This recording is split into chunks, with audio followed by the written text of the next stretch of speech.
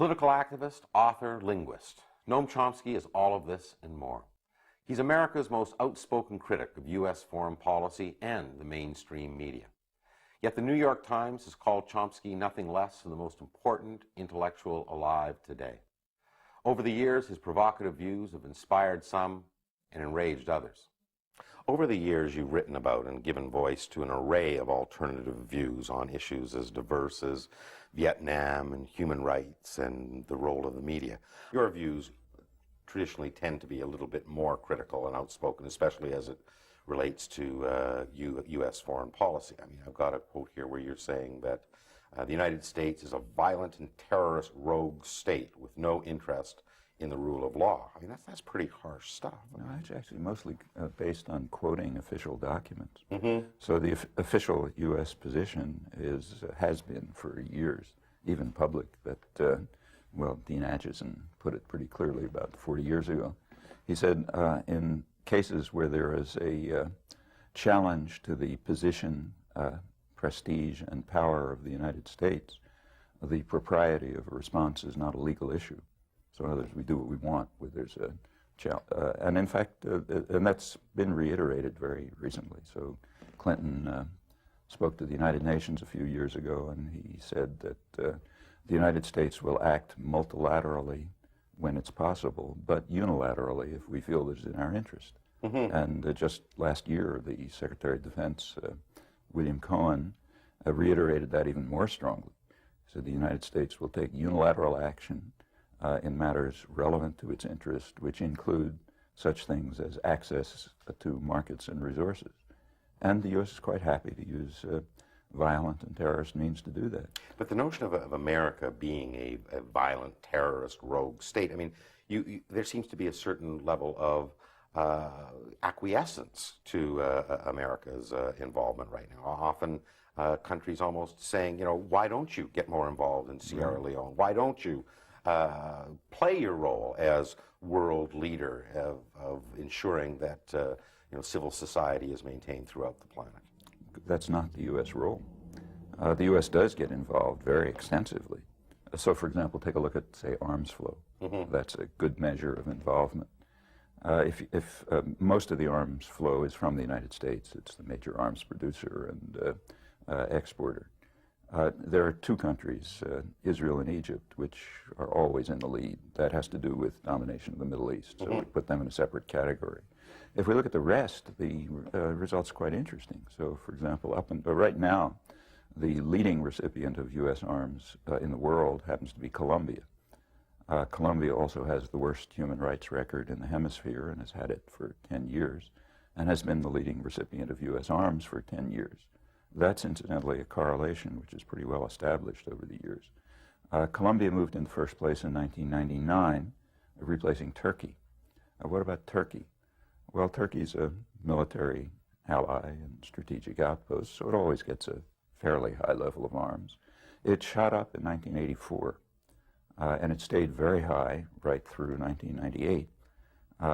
In 1997, the flow of arms to Turkey was higher than the entire period pre-1984. Now, this had nothing to do with the Russians, nothing to do with the Cold War. What it had to do with is the fact that Turkey was carrying out a violent, murderous repression of its Kurdish minority, killing tens of thousands of people, creating 2 to 3 million refugees, destroying 3,500 villages, which is 7 times Kosovo under NATO bombing. And 80% of the arms were coming from the United States. Now, well, that's not creating... Now, well, why did it shift to Colombia? Well, the reason is because Turkey finally succeeded in repressing the internal insurgency. Colombia hasn't yet succeeded, so the arms flow is switching to Colombia. Well, now, that's not preserving civil society. That's maintaining state terror. Well, and you've been very, very, you know, vociferous in pointing out the inconsistencies of U.S. initiatives based on human rights rationale, and that you believe that, for you take an example like Cuba, for instance, where the United States, well, we cannot support this regime because of the way they treat its citizens, yet in others it ignores. What's behind that? What motivates America in your view, and it causes that inconsistency? Well, first of all, I don't see it as an inconsistency. It seems to me very consistent. So it's consistently in support of what are called U.S. interests, which happen to be the interests of dominant sectors within U.S. society, which are primarily corporate interests. It's not a big secret. And it's not at all surprising. In fact, every state behaves like this. States are not moral agents. They may pretend to be, and intellectuals may produce flowery phrases, but the fact is states are institutions of power. Power often means violence. And they act in the interests of dominant social groups internally. Now, in one of your recent books, The New Military Humanism, I mean, you focus on Kosovo. And again, you're very critical of the NATO and U.S.-led interventions into that country. At the time, that view, outraged many of what you might see as your natural liberal allies who saw Kosovo as a moral war. I mean, here was an attempt to stop, ethnic cleansing, mass genocide. What was your response to those people? There are two problems with that. For one thing, it did not stop it, it initiated it. It contributed to initiating it. As anticipated, notice, the bombing led to a very sharp escalation of atrocities. That was anticipated. As the bombing began, the NATO commander, Wesley Clark, informed the press that it is, in his words, entirely predictable that it will lead to a very rapid escalation of atrocities. Shortly after, he informed the press that it was never the intent of the NATO command to put an end to ethnic cleansing or to stop atrocities, which of course is true because it led to an increase in them. So in the first place, in the narrow case of Kosovo, that was not it was not intended to stop atrocities. In fact, it led to an escalation of them. But there's a much more significant issue. If someone believed that this is a war fought for principles and values and humanitarian purposes and so on, there is a simple test, namely, what are you doing in other cases where you can very easily stop atrocities? So take, say, East Timor, the other big issue of 1999. In the early months of 1999, same time that concerns were being expressed about Kosovo and preparation for the bombing, right at that time, Indonesian commandos, trained and armed by the United States, were entering East Timor to carry out what they called Operation Clean Sweep, a mass intimidation and terror operation starting in February, which carried out extensive massacres, had killed maybe 5,000 people or so in the first half of the year, giving ample warning. This was an attempt to intimidate the population so that they would not vote for independence in a referendum that was being planned. They gave ample warning, open public warning, and much more has now come out through leaked Australian intelligence sources, that they were going to, that if the population voted the wrong way, they were going to carry out a mass destruction. Okay, the population voted the wrong way. They then did exactly what they said they were going to do. This is the Indonesian army and its paramilitaries, armed and trained by the United States and Britain primarily.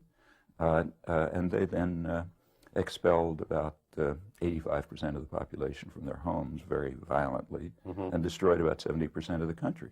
Well, what was the position of the United States and Britain during this entire period? They had an official position right to the end. The official position is it's their responsibility and we're not going to take it away from them. Okay, notice there's no sovereignty here, no issue of sovereignty, straight invasion. With U.S.-British backing, the Indonesian army had already killed about a third of the population, hundreds of thousands of people. Now here's a very easy way to stop atrocities. Tell them to call it off. You don't have to bomb Jakarta. You don't have to impose sanctions. You just have to stop participating in the atrocities. Stop providing the arms and the diplomatic support. Right in the middle, and I can go on case after case, in the middle of this performance, we have the people you're talking about complaining that I'm objecting to their pretense, and it certainly is a pretense. Of a moral war. Of a moral war. Now, how can you be carrying out a moral, maybe the bombing was right or maybe it was wrong. That's a separate question.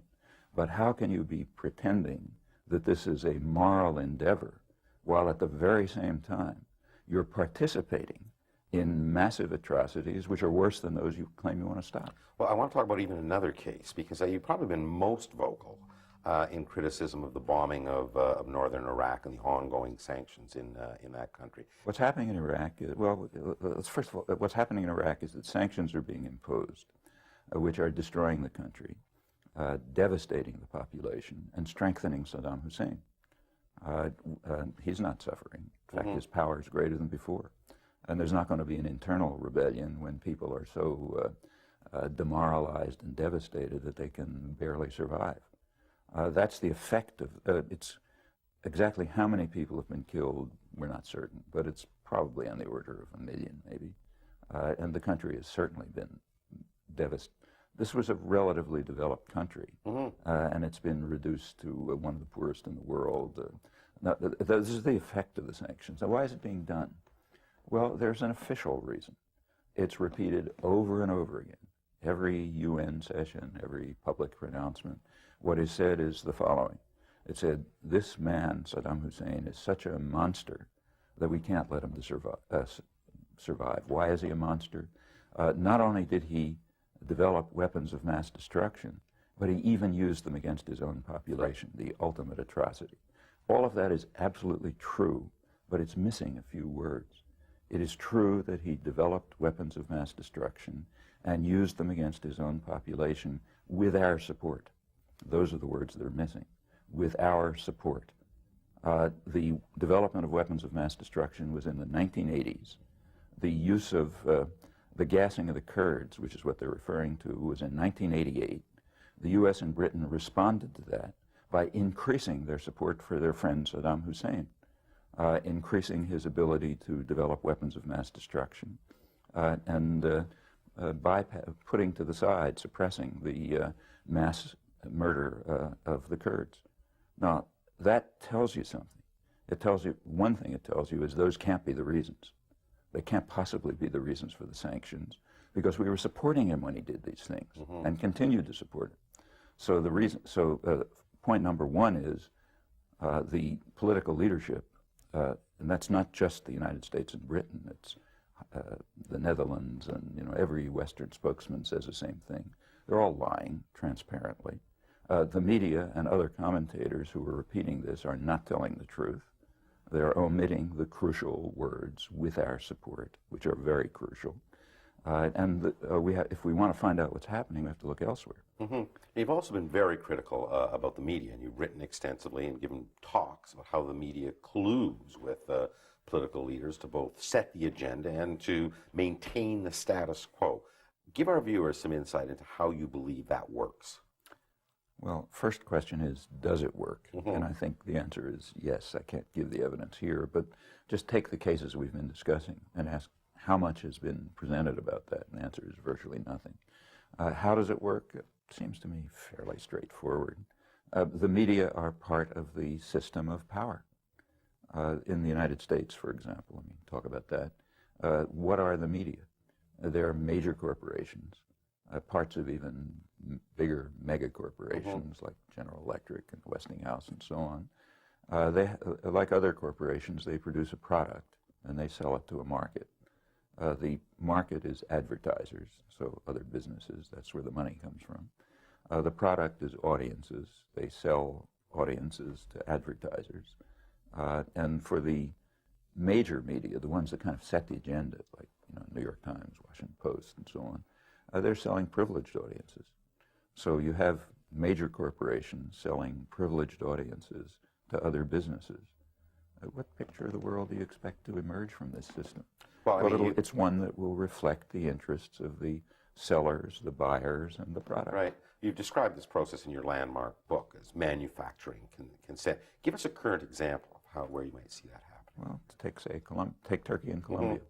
The transition from leading recipient of U.S. arms just last year was from Turkey to Colombia. Honest media would tell you that. They would say, look, we completed the operation of massive ethnic cleansing and atrocities in Turkey. We have not yet completed it in Colombia. So the leading flow of arms is shifting from Turkey to Colombia. If you look more closely, you find that's exactly what's going on. But that's not what's being presented. Turkey was barely reported.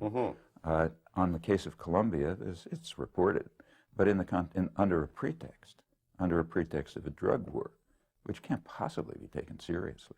This is not a drug war. I mean, this is a counterinsurgency operation attempting to destroy a peasant-based insurgency which the government hasn't been able to control. That it isn't a drug war is obvious on the face of it. The abuse of lethal substances is a serious issue. By far the most significant, by orders of magnitude, is tobacco. That's by far the most lethal drug in international trade. In the United States alone, there were about 400,000 deaths, tobacco-related deaths last year, and 16,000 from all hard drugs combined. The Supreme Court recently just identified tobacco use as the leading public health hazard.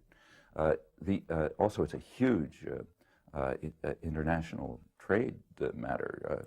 Export of tobacco from the United States has increased about fivefold under the free trade regime. Other countries are compelled to accept U.S. lethal substances under pain of severe trade sanctions. Furthermore, they must accept advertising for them aimed at vulnerable populations, or else there are trade sanctions. Colombia cartel is not permitted to put ads on CBS television saying, extolling the wonders of cocaine. Here is a major lethal substance, by far the worst, which is forced on other countries. Now, we can go on, but this is enough to show that it's not a drug war. It's a counterinsurgency war. Now, going back to the media, why is this presented under the pretext of a drug war? Like what I've just said is not secret information. It's quite public. Yeah, I'm interested in how the media treats you, because the same media that ignores these issues, often, ignores or dismisses Noam Chomsky as, his views are so extreme. He's from Neptune. I mean, you've heard that before. I mean, what's your response to those? Well, is it from Neptune to report what the Supreme Court just decided on the greatest health hazard in the United States, or to point out that what's just a straight fact, that the U.S. is using its alleged free trade enthusiasm to force other countries to accept lethal substances and advertising for them? I don't think that's from Neptune. That ought to be headlines. If the media do not want these to be headlines, that's something that they have to answer for. And incidentally, it's not me, it's every critic. But you have been called the conscience of the American people. But I wonder in recent years, when what appears, at least on the surface, to be a growing consensus in favor of U.S. dominance around the world, trade liberalization, globalization, whether you ever feel like a lone voice out there. Quite the contrary. I feel I'm right in the mainstream.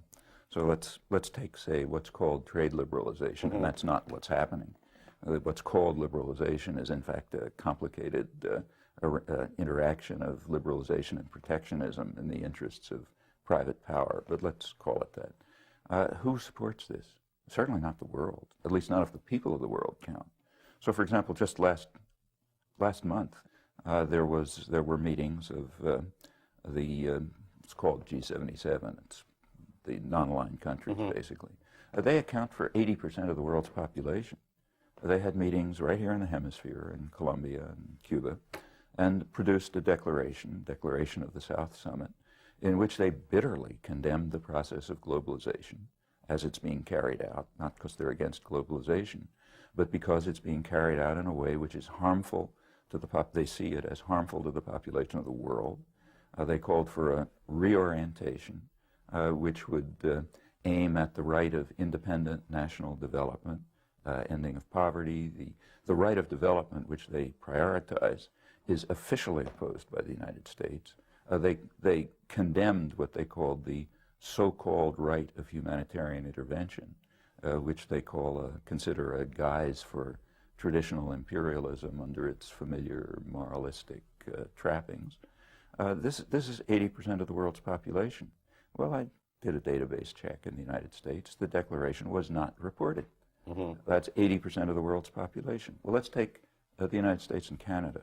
These are democracies, so we have polling and we know what people think. On the trade issues, the population is opposed. despite overwhelming propaganda.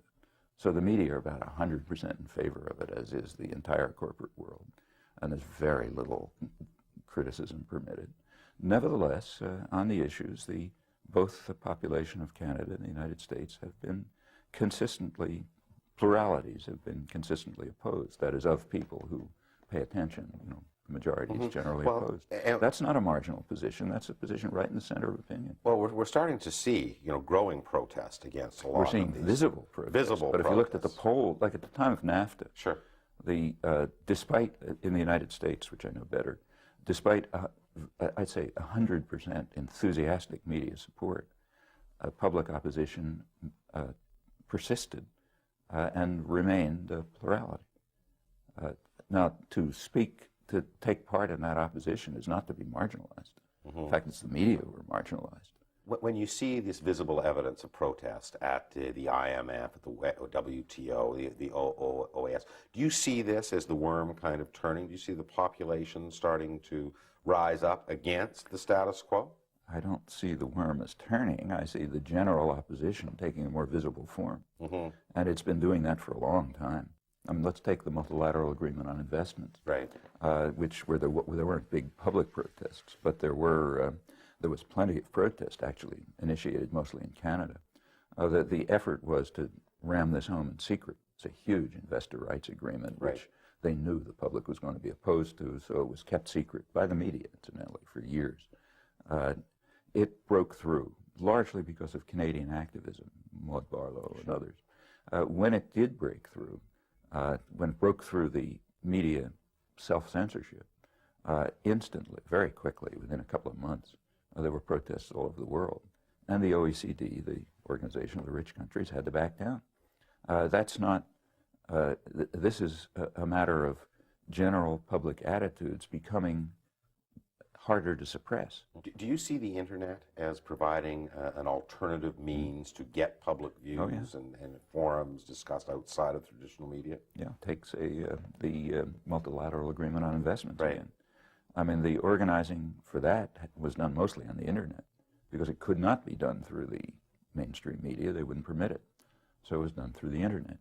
A lot of the planning and organizing for the recent demonstrations has also been by getting around the mainstream information system or information control system by using this. The same's true in other countries, like take, say, Indonesia.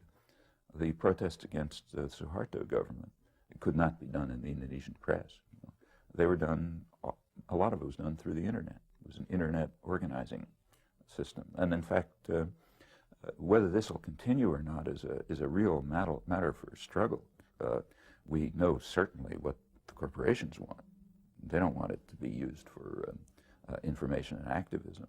And if the public is willing to struggle to maintain control of what it created, and not to hand it over as another weapon of domination, well, then it'll remain that way. But it's not going to happen automatically. Now, over the years, you've been involved in a broad spectrum of issues. I'm interested, what's consuming you right now? What's really your passion these days? Basically the same issues. I mean, issues of human rights, democracy, freedom, justice. There's been a major attack on democracy in the last 20, 25 years. That's in fact a large part of what's called globalization. What's called globalization is a kind of a cover for the shifting of decision-making away from instruments of popular sovereignty, like governments in the more democratic countries. In the more democratic countries, that means the public to some extent at least. Shifting of decisions away from them into private tyrannies, which is what corporations are. You can call them something else if you like, but they're private tyrannies. So as decisions are shifted to investors, lenders, banks, manufacturing corporations, and so on, which is what globalization is, in fact, this form of it, that is an attack on popular sovereignty. And it's intended that way. So financial liberalization, which is a big piece of the current globalization system, that creates what's called sometimes a virtual parliament, which has veto power over national planning. It can exercise that power simply by attacking currencies and withdrawing capital.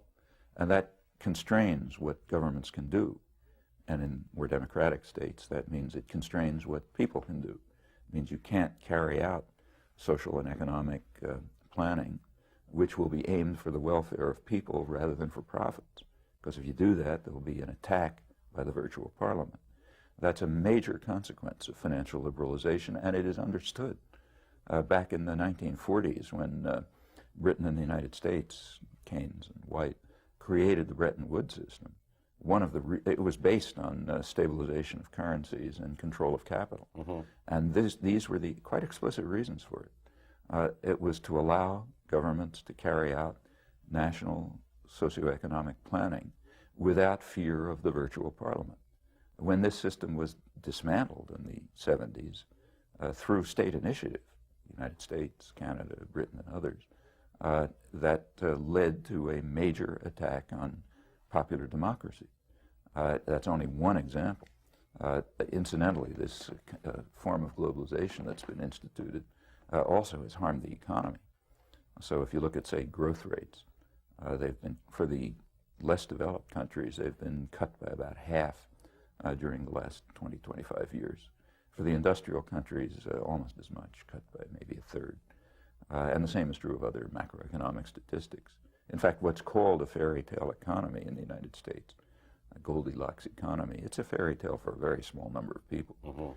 For about 80% of the popular workforce in the United States, wages have stagnated or declined and work hours have greatly increased.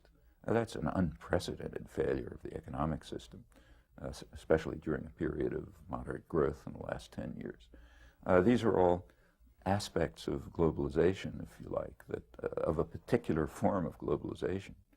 Well, you know, these are things that I think that most people do care about, and to take part in that general opposition to the form in which private power and government power is directing the world, I think that's, as I say, I don't think that marginalizes one. It means you're right in the center of things. Well, it's clear that you're as motivated as you ever have been about these things. Noam Chomsky, I want to thank you very much for joining me. It's been a real pleasure. Okay.